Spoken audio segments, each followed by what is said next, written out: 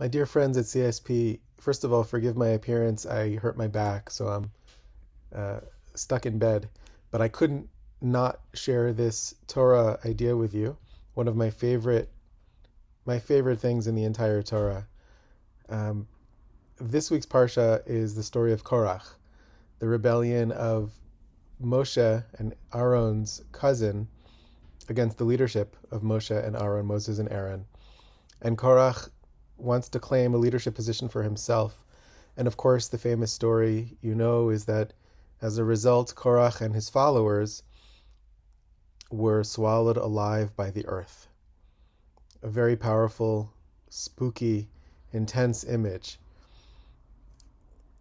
There are many things to say about this, but one of the things that's most striking to me is that in about 10 chapters from now, we'll read it in several weeks on Shabbat, we read another verse, one of the shortest verses in the entire Torah, that says, Ubnei Korach lo metu, and the children of Korach did not die. And when I came across this a while ago, it set me off on a quest to understand what exactly happened to the children of Korach. Weren't they swallowed up with their father? And it turns out that Rashi says on that verse that they were indeed swallowed up by the earth with their father Korach. But because they had a moment of tshuva, of repentance, just a little thought, a little yearning for repentance, and a connection to their teacher Moshe, because they had studied with Moshe as children, so they descended into the earth. The way Rashi says it, they descended into hell, into Gehenna, but a high place was set aside for them in hell. And they remained in a high place in hell. So what does it mean to be in a high place in hell? Then we find the children of Korach in their high place in hell appearing throughout Jewish history. And this is what's so fascinating to me.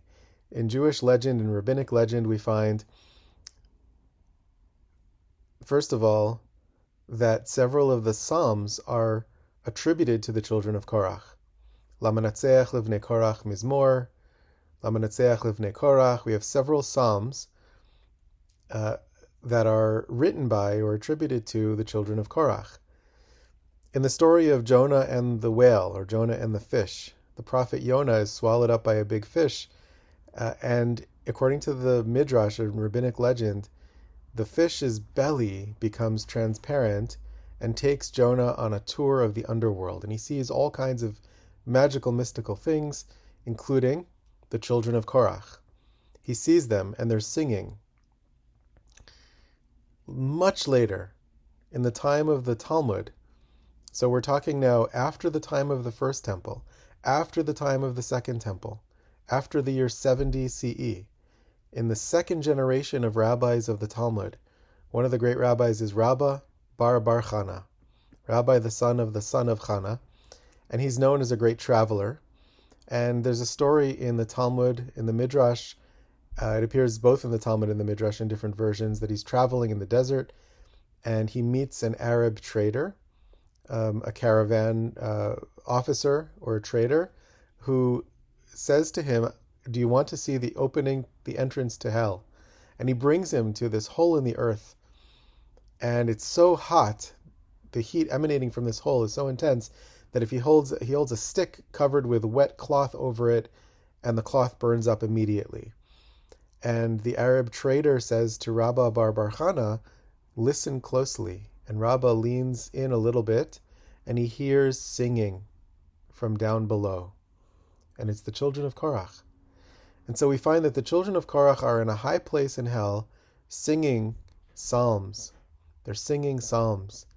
And the way that a later rabbinic commentator, Rabbeinu Bechaye, comments on this and describes it, he says, the children of Korach are in hell, but they're also at the same time in the temple courtyard singing psalms to God.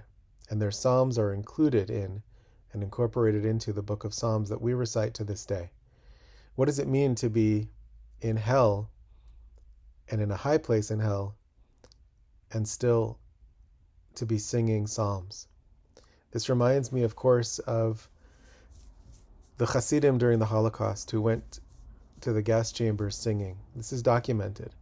There were Jews who were so connected to Jewish joy and meaning that even in the darkest moments they were able to find song, and they were able to sing and celebrate and insist that in spite of everything, our song can be a celebration or a protest or a song of grief, a song of rebellion, all of these things together. And we find these things indeed in the Psalms of the children of Korach. So I'll end by sharing that Leonard Cohen said a long time ago in around 1964, he said, we need dirty saints.